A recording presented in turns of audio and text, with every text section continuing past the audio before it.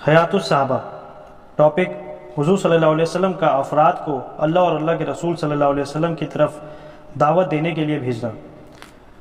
حضرت عروہ بن زبیر رضی اللہ عنہ فرماتے ہیں کہ جب انصار نے حضور صلی اللہ علیہ وسلم کی بات سن لی اور اس پر انہیں یقین آ گیا، ان کے دل آپ کی دعوت سے پوری طرح مطمئن ہو گئے، تو انہوں نے آپ کی تصدیق کی، اس پر ایمان لے آئے۔ یہ لوگ سارے عالم کے لیے بھلائی اور خیر کا سبب بنے، اور انہوں نے اگلے سال موسم حج میں آپ کی خدمت میں حاضر ہونے کا وعدہ کیا۔ اپنی قوم میں واپس چلے گئے۔ حضور صلی اللہ علیہ وسلم کی خدمت میں یہ پیغام بھیجا کہ آپ ہمارے پاس اپنے یہاں سے ایک ایسا آدمی بھیج دو جو اللہ کو اللہ کی کتاب کی دعوت دے، کیونکہ آدمی کے آنے سے لوگ بات جلدی مان لیں گے۔ حضور صلی اللہ علیہ وسلم نے حضرت مصعب بن عمیر رضی اللہ تعالیٰ عنہ کو ان کے یہاں بھیج دیا۔ حضرت مصعب رضی اللہ عنہ قبیلہ بنو عبدالدار میں سے تھے۔ حضرت مصعب قبیلہ بنی غنم میں حضرت اسد بن زرارہ رضی اللہ عنہ کے پاس ٹھہرے، اور وہ لوگوں کو حضور صلی اللہ علیہ وسلم کی باتیں سناتے، قرآن شریف پڑھ کے سناتے۔ پھر حضرت مصعب حضرت سعد بن معاذ کے پاس ٹھہر کر دعوت کے کام میں لگے رہے۔ اللہ تعالیٰ ان کے ہاتھوں لوگوں کو ہدایت دیتے رہے، یہاں تک کہ انصار کے ہر گھر میں کچھ نہ کچھ لوگ مسلمان ہو گئے۔ ان کے سرداروں نے بھی اسلام قبول کر لیا۔ حضرت عمر بن الجموح بھی مسلمان ہو گئے، ان کے بت توڑ دیے گئے۔ حضرت مصعب بن عمیر رضی اللہ تعالیٰ عنہ حضور صلی اللہ علیہ وسلم کے پاس واپس چلے گئے۔ ان کو مقری پڑھانے والوں کے نام سے پکارا جاتا تھا۔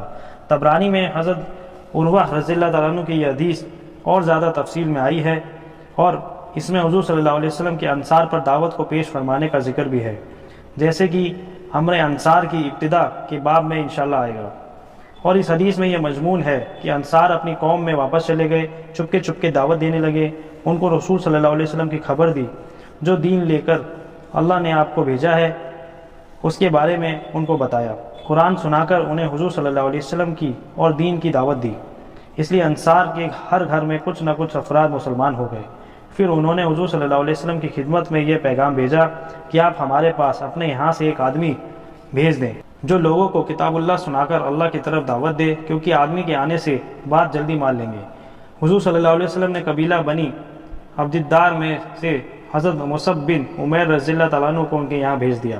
یہ وہ قبیلہ بنی غنم اور حضرت اسد بن زرارہ رضی اللہ عنہ کے پاس ٹھہرے، لوگوں کو دعوت دینے میں مشغول ہو گئے، اسلام پھیلانے لگے، اسلام والے زیادہ ہونے لگے، وہ خفیہ طور پر دعوت دے رہے تھے۔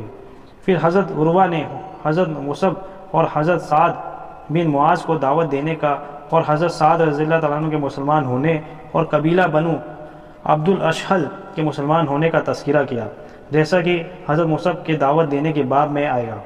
پھر حضرت عروہ نے فرمایا کہ بنی نجار نے حضرت مصعب بن عمیر رضی اللہ تعالیٰ عنہ کو اپنے یہاں سے چلے جانے کو کہا۔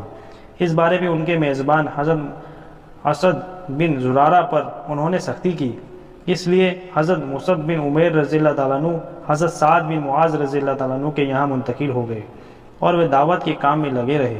اللہ تعالیٰ ان کے ہاتھوں لوگوں کو ہدایت دیتے رہے، یہاں تک کہ انصار کے ہر گھر میں کچھ نہ کچھ افراد ضرور مسلمان ہو گئے، ان کے سردار اور شرفا مسلمان ہو گئے۔ حضرت عمر بن الجموح بھی مسلمان ہو گئے، ان کے بت توڑ دیے گئے، اور مسلمان ہی مدینے میں زیادہ معزز شمار ہونے لگے، ان کا معاملہ ٹھیک ہو گیا۔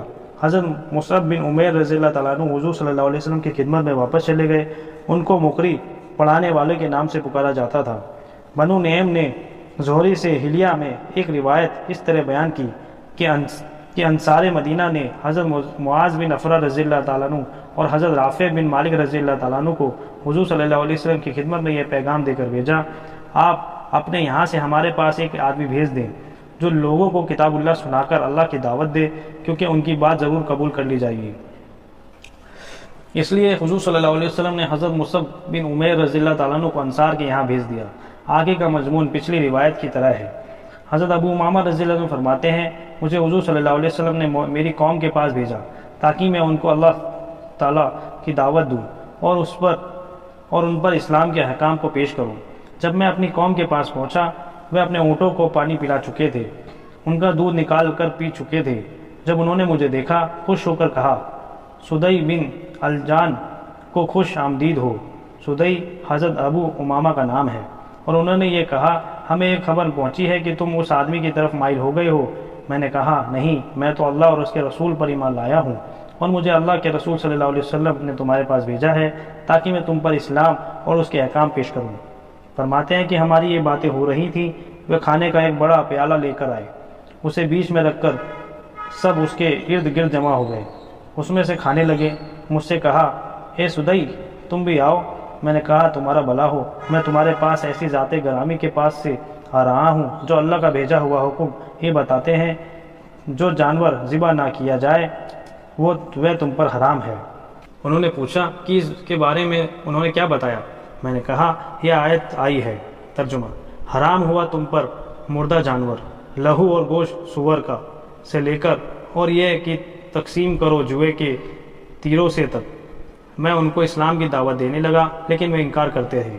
میں نے کہا، تمہارا بھلا ہو، ذرا مجھے پانی تو لا دو، میں بہت پیاسا ہوں۔ انہوں نے کہا، نہیں، ہم تمہیں پانی نہیں دیں گے تاکہ تم ایسے ہی پیاسے مر جاؤ۔ میرے پاس ایک پگڑی تھی، میں نے اس میں اپنا سر لپیٹ لیا اور میں سخت گرمی میں ریت پر لیٹ گیا۔ میری آنکھ لگ گئی۔ میں نے خواب میں دیکھا ایک آدمی میرے پاس شیشے کا گلاس لے کر آیا۔ اس گلاس میں زیادہ خوبصورت گلاس کسی نے نہ دیکھا ہوگا۔ اس میں ایک ایسے پانی پینے کی چیز ہے جس سے زیادہ لذیذ اور پرکشش کسی نے نہ دیکھی ہوگی۔ اس نے وہ گلاس مجھے دیا جسے میں نے پی لیا۔ جب میں پی چکا تو میری آنکھ کھل گئی۔ اللہ کی قسم، اس کے بعد مجھے کبھی پیاس نہیں لگی۔ اب مجھے یہ بھی پتہ نہیں کہ پیاس کا کیا چیز ہوتی ہے۔ ابو یعلا نے یہ حدیث مختصر بیان کی ہے۔ ایک آدمی نے ان سے کہا کہ تمہاری قوم کے سرداروں میں سے ایک آدمی آیا ہے اور تم میں اس کی کوئی خاطر نہیں کی، اس لیے وہ میرے پاس دودھ لے کر آئے۔ میں نے ان سے کہا، مجھے اس دودھ کی ضرورت نہیں، اور میں نے ان کو خواب کا واقعہ بتایا۔ پھر اپنا بھرا ہوا پیٹ ان کو دکھایا، جس پر وہ سب مسلمان ہو گئے۔ بہقی نے دلائل میں جو روایت نقل کی ہے اس میں یہ ہے کہ حضور صلی اللہ علیہ وسلم نے ان کو ان کی قوم باہلہ کی طرف بھیجا تھا۔ حضرت حنف بن قیس رضی اللہ عنہ فرماتے ہیں کہ میں حضرت عثمان رضی اللہ تعالیٰ عنہ کے زمانے میں بیت اللہ کا طواف کر رہا تھا کہ اتنے میں بنو لیس کے ایک آدمی نے میرا ہاتھ پکڑ کر کہا، کیا میں تم کو ایک خوشخبری نہ سنا دوں؟ میں نے کہا، ضرور۔ اس نے کہا، تمہیں یاد ہے مجھے حضور صلی اللہ علیہ وسلم نے تمہاری قوم کے پاس بھیجا تھا؟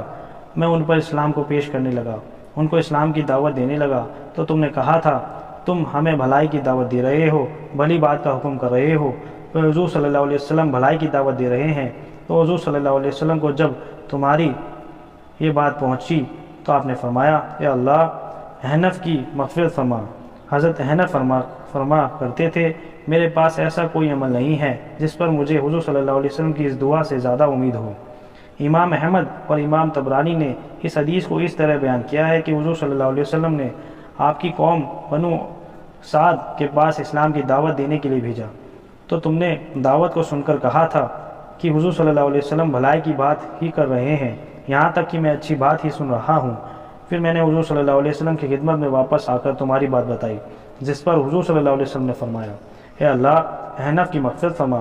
حضرت حنف نے فرمایا، مجھے حضور صلی اللہ علیہ وسلم کی اس دعا پر جتنی امید ہے اتنی اور کسی عمل پر نہیں۔ حضرت انس رضی اللہ عنہ فرماتے ہیں، حضور صلی اللہ علیہ وسلم نے اپنے صحابہ میں سے ایک آدمی کو جاہلیت کے زمانے کے ایک بڑے سردار کے پاس اللہ تبارک تعالیٰ کی دعوت دینے کے لیے بھیجا۔ دعوت کو سن کر اس سردار نے کہا، تم مجھے اپنی جس رب کی دعوت دے رہے ہو وہ کس چیز کا بنا ہوا ہے، لوہے یا تانبے، چاندی یا سونے کا؟ ان صحابی نے حضور صلی اللہ علیہ وسلم کی خدمت میں آ کر سارا قصہ بتایا۔ حضور صلی اللہ علیہ وسلم نے ان کو اس کے پاس دعوت دینے کے لیے دوبارہ بھیجا۔ اس دفعہ بھی اس نے وہی بات کہی۔ انہوں نے آ کر حضور صلی اللہ علیہ وسلم کو پھر بتایا۔ حضور صلی اللہ علیہ وسلم نے تیسری بار پھر ان کو اس کے پاس بھیجا۔ اس نے پھر بات وہی کہی۔ انہوں نے آ کر حضور صلی اللہ علیہ وسلم کو پھر بتا دیا۔ حضور صلی اللہ علیہ وسلم نے فرمایا، اللہ تعالیٰ نے اس سردار پر بجلی گرائی جس نے اسے جلا دیا، چنانچہ یہ آیت اتری۔ ترجمہ: اور بھیجتا ہے کڑک بجلیاں، پھر ڈراتا ہے جس پر چاہے، اور یہ لوگ جھگڑتے ہیں اور اللہ کی بات میں اور اس کی پکڑ سخت ہے۔ ابو یعلا اور بجار کی ایک حدیث اسی جیسی اور ہے، جس میں یہ مضمون ہے کہ حضور صلی اللہ علیہ وسلم نے ایک صحابی کو عرب کے فرعونوں میں سے ایک فرعون کی طرف بھیجا، تو ان صحابی نے اس آدمی کے بارے میں یہ کہا، یا رسول اللہ، وہ تو فرعون سے بھی زیادہ سرکش ہے۔ اس روایت میں یہ بھی ہے کہ ان صحابی نے اس آدمی کے پاس جا کر تیسری بار پھر اپنی وہی بات دہرائی، یعنی تیسری بار پھر اس کو اللہ کی دعوت دی۔ ابھی یہ صحابی اس آدمی سے بات کر رہے تھے کہ اللہ تعالیٰ نے اس آدمی کے سر پر ایک بادل بھیجا جو زور سے گرجا، پھر اس بادل میں سے ایک بجلی اس آدمی پر گری اس کی کھوپڑی اڑ گئی۔ اور حضرت خالد بن سعید رضی اللہ تعالیٰ عنہ کی حدیث میدان جنگ میں اللہ تعالیٰ کی دعوت دینے کے باب میں پہلے گزر چکی ہے۔ وہ فرماتے ہیں کہ حضور صلی اللہ علیہ وسلم نے مجھے یمن بھیجا، فرمایا کہ عرب کے جس قبیلے پر تمہارا گزر ہو، تم اس قبیلے سے اذان کی آواز سنائی دے تو ان سے چھیڑ چھاڑ نہ کرنا، جس قبیلے سے تمہیں اذان کی آواز سنائی نہ دے ان کو اسلام کی دعوت دینا۔ حضور صلی اللہ علیہ وسلم کا حضرت عمر بن مرہ کو ان کی قوم کی طرف بھیجنے کا قصہ جلدی ہی آئے گا۔